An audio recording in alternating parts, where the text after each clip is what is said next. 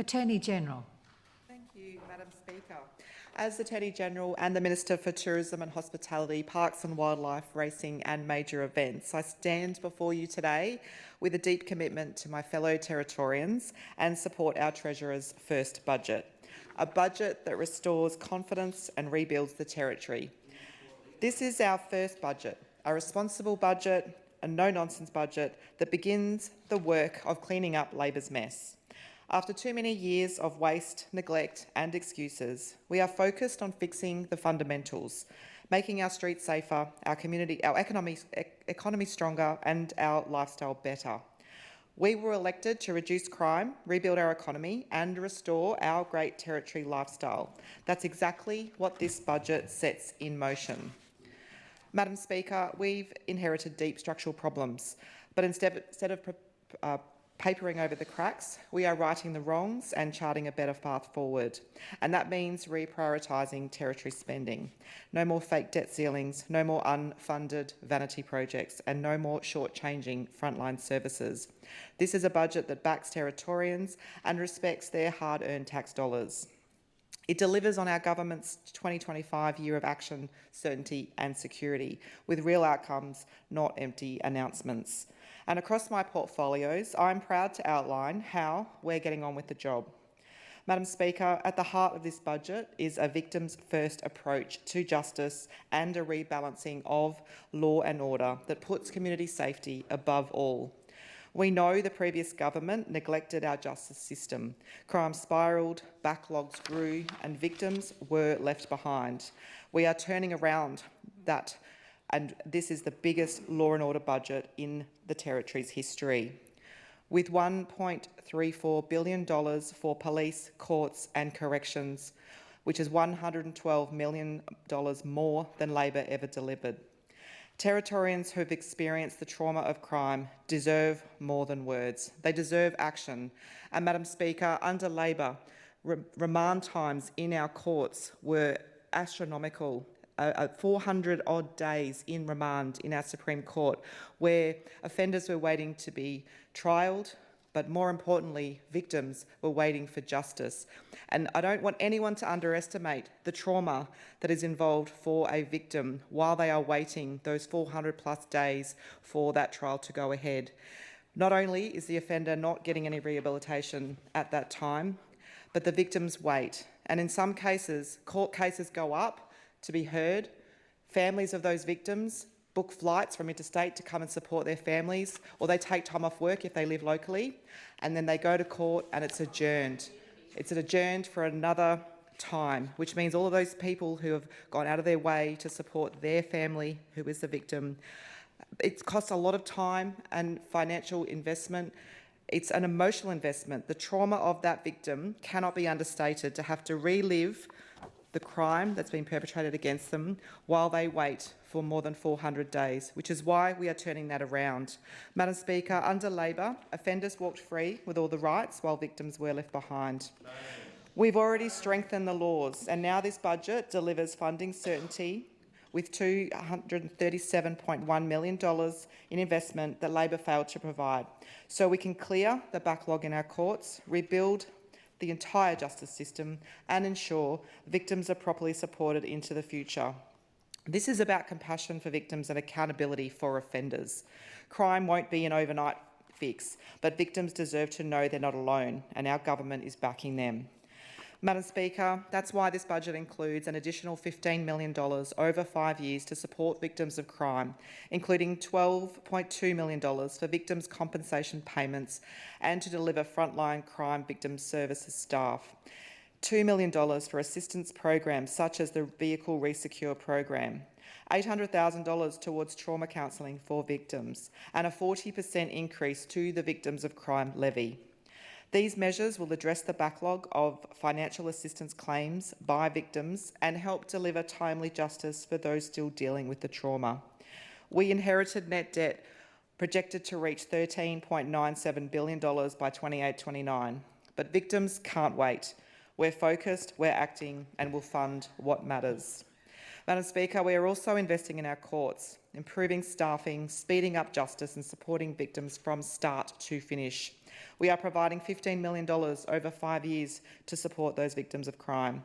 This includes unlocking $3.5 million in ongoing funding for victim services to reduce those delays and provide certainty. It's critical funding to improve offerings for specialist domestic, family and sexual violence courts and specialist prosecution services of nearly $2 million per annum. We'll be funding an additional local court judge, making this the largest judicial complement in the Northern Territory's history. We'll make critical investments in boosting the number of prosecutors and support staff and are transitioning temporary DPP staff to permanent contracts to provide certainty and keep skilled workers here in the Territory. I cannot overstate the pressure placed on our entire justice system, especially court staff, after years of neglect under the previous Labor government. It's not just about the numbers, it's about people stretched to their limits, doing their best in a broken system. However, this government has been and will continue to look at all aspects of the system to provide meaningful change. Earlier this year, with our strong support, the Director of Public Prosecutions launched the Targeted Intervention Group Early Resolution Task Force, also known as the Tiger Team, to fast-track remand cases. This task force has already had a major impact to reduce court backlogs. Since the 29th of January, the Tiger Team has reviewed 290 remand cases, finalising 213, including 87 guilty pleas. One of those cases, Madam Speaker, had sat in the system since March 2024. The Tiger Team picked it up and resolved it in just one day. And we know that there is so much more to be done. Including crime, we're not just strengthening laws and backing police, we're also backing education, parenting, through care, alternatives to custody and, yes, rehabilitation in prisons. We can and we must do both, and we will take strong steps to improve safety now while investing in long-term strategies that address the root causes of crime. Despite record prison populations, staffing shortages and inherited infrastructure failures, our corrections system is delivering. There's an increased number of prisoners completing rehabilitation and educational programs. This year, 671 prisoners completed education, up from 553 last year. We've grown domestic violence program completions and tripled the number of prisoners completing intensive DV rehabilitation. That's not talk, that's real action.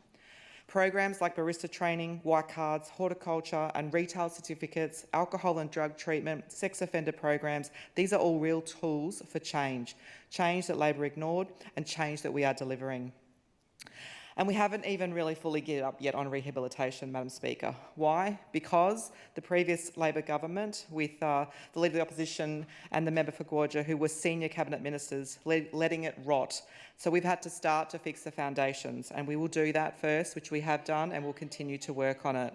So when we say our government is focused on reducing crime at the root cause, we mean it. From family responsibility agreements to circuit breaker programs to holding parents accountable for sending their kids to school. Madam Speaker, under the previous Labor government, tourism went backwards, holiday visitation declined, investment was scattergun and the sector had lost confidence as the Territory's reputation of crime spiralled out of control, all whilst Labor sat back and did nothing. And we're rebuilding, with a clear strategy, long-term funding and an approach that supports jobs and restores lifestyle. Tourism and hospitality are central to our plan to rebuild the Territory's economy. These sectors support more than 16,000 jobs and contribute $3.3 billion each year to our economy. That's why this budget delivers $88.4 million for tourism events and screen and restores the Tourism NT's baseline funding up $8 million a year, so it can plan ahead and not lurch from one campaign to the next like it did under Labor.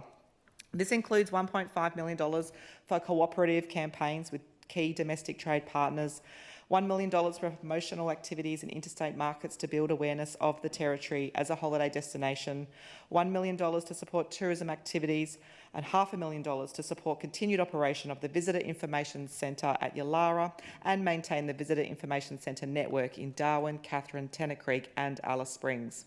The Labor-era Band-Aid programs, short-term spends or in budget speak funding cliffs that did little to deliver long-term strategic outcomes They tricked Territorians and our tourism industry. The funding didn't provide certainty and it didn't result in better outcomes.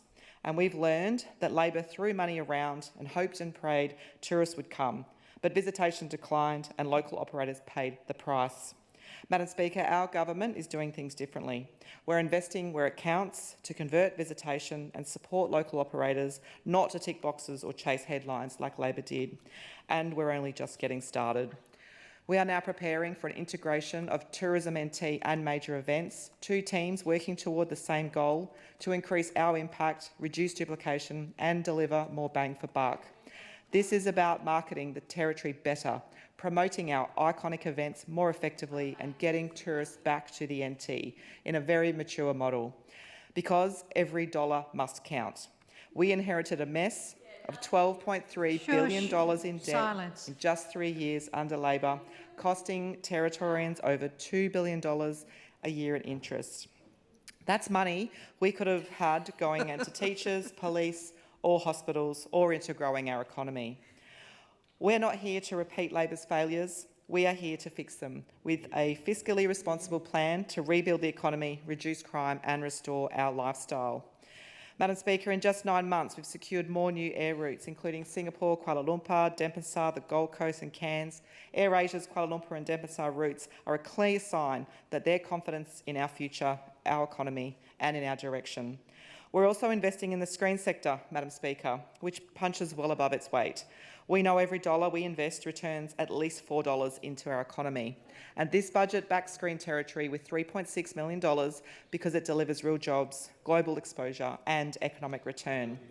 Just two recent examples over the last 9 months are Netflix's Territory, which generated $6.9 million locally, and NCIS Sydney, which injected $2.94 million into the Darwin economy from just 2 episodes. Madam Speaker, we've also restructured government to reflect our priorities, bringing tourism, events, screen and parks and wildlife under one department and major events, and want to engage with industry to create a visitors economy strategy that weaves tourism across all these areas, because visitors don't separate these experiences and neither should we. It's about getting government out of silos and focused on results. And we are doing what Labor never could. Madam Speaker, we've launched a bold new chapter in military tourism, positioning the NT as Australia's first battlefield and a must-do destination for global travellers' interest in war history. This budget invests $3 million to harness our military heritage with a new Military Heritage Tourism Action Plan, a $1 million grants program for operators to expand products and visitor experiences, a full audit of 30 key military sites to improve signage, infrastructure and digital access, a cutting-edge AI trip planner to create personalised itineraries, and a new Military Tourism Advisory Committee to shape a strategic 10-year vision. Labor ignored the potential of military tourism. They let key sites deteriorate and failed to see the opportunity on our doorstep. We are restoring them because we want the world to know that if you're looking for war history, you come to the Northern Territory. From the bombing of Darwin to pitch black, we know this is a strength to grow, not neglect. Madam Speaker, we're also securing business tourism. More than 50 major conferences are locked in across Darwin, Alice Springs and Uluru for this year, delivering an estimated $85 million boost to the Territory economy. Backed by our government support for business events and new investment in infrastructure like the Darwin Convention Centre Hotel, the NT is now competing and winning on the global stage. This will grow even further once the hotel is up and running. Madam Speaker, we're putting events back at the heart of the Territory lifestyle. This budget delivers $36.5 million for iconic Territory events like the V8's Darwin Festival and Red Centre Nats and Base in the Grass. These events drive visitation, fill venues and boost local jobs. Madam Speaker, as the Treasurer outlined, it was the CLP that brought the supercars and the Red Centre Nats, and this budget provides certainty to Territorians that we're backing iconic events to be bigger, better and brighter than ever.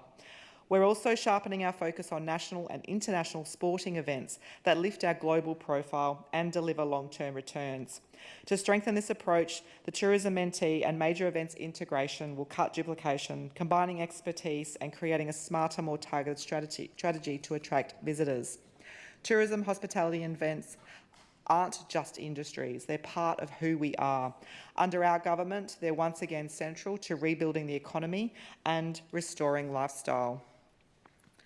Madam Speaker, as we bring back law and order and rebuild the economy, we're also restoring the lifestyle that Territorians and our visitors love. This budget protects, enhances and celebrates our great outdoor way of life. We've already restored the right to own crocodiles as pets, reversing Labor's decision which prevented responsible pet croc owners from doing so. We've already expanded recreational hunting at Harrison Dam because many Territorians love our hunting and our fantastic reserves in order to do this. We already backed our festivals because people should feel safe to walk around, go to the market, enjoy a night out or buy an ice cream with the kids without worrying about crime. Labor ignored this way of life, but we're restoring it. We've taken real action on gamba grass in Litchfield with a dedicated Litchfield Gamba group, a coordinator and boots on the ground to protect our communities, tourism and parks. We've committed $52.4 million for our parks and reserves to upgrade access, infrastructure and visitor experiences. This includes a $5.6 million investment in Wataka National Park with a new multi-day walk designed for independent hikers, not just commercial operators, and Stage 1 opens in 2026. We're also rewriting park management plans with local input, not just bureaucracy, because our natural assets belong to Territorians, not to red tape. We're backing regional events that revive community pride. The NTPGA Golf Championships are back, but this time the Territory event is being showcased on the national and international stage, broadcast to Australia and New Zealand, something the Palmerston Golf and Country Club has been trying to deliver for years, and we've made it happen. We've also returned international cricket to the top end for the first time in 17 years, with two T20 international men's cricket matches between Australia and South Africa in August this year. And to the people of Alice Springs, we've heard you and we have listened. Labor abandoned Alice, but we're investing in it. And this budget delivers $168.7 million to restore safety, services and pride in the heart of Central Australia. Just last month, the Alice Springs Cup Carnival saw crowds up by 30% and increases in nominations and prize money. And as Racing Minister, I've listened to industry and Central Australians and backed its return to the May long weekend from 2026 rather than in April. The much-loved Masters Games will return in October 2026. Labor kept kicking this wonderful event down the road that brought together community and people from intrastate and across the globe, but they didn't prioritise it for the community's benefit. But we will. The Tourism Central Australia was promised a new home for the last 4 years. It was literally in the budget books, yet we didn't see it come out of the ground. So we're backing Tourism Central Australia and the Visitor Centre with $4.8 million towards the permanent home they've long waited for, because we know how vital visitor information centres are to our regional economy. By the end of this year, they'll be located at the Alice Springs Library, supporting jobs, foot traffic and thriving tourism businesses. Madam Speaker, at its core, this budget delivers on our three big promises: reducing crime with $1.34 billion for police, corrections and courts in the largest investment in the Territory's history, a victims first budget because community safety is our #1 priority, bail reform, more boots on the ground and strong leadership, not the soft on crime approach Territorians suffered under 8 years of Labor. We're rebuilding the economy, and this budget backs in our 2025-28 Rebuilding the Economy strategy, focus on the private sector confidence, growth and investment. We're reprioritising unfunded projects, reducing red tape and creating the conditions for growth. No empty promises, just real action after years of Labor mismanagement. And we're restoring our lifestyle. We're getting back to basics: safer streets, better parks, stronger services and a growing economy. Whether it's our housing, roads, school or health, this budget is a step towards restoring the Territory lifestyle that people expect and deserve. a budget that restores confidence and rebuilds the territory. I commend this bill to the House.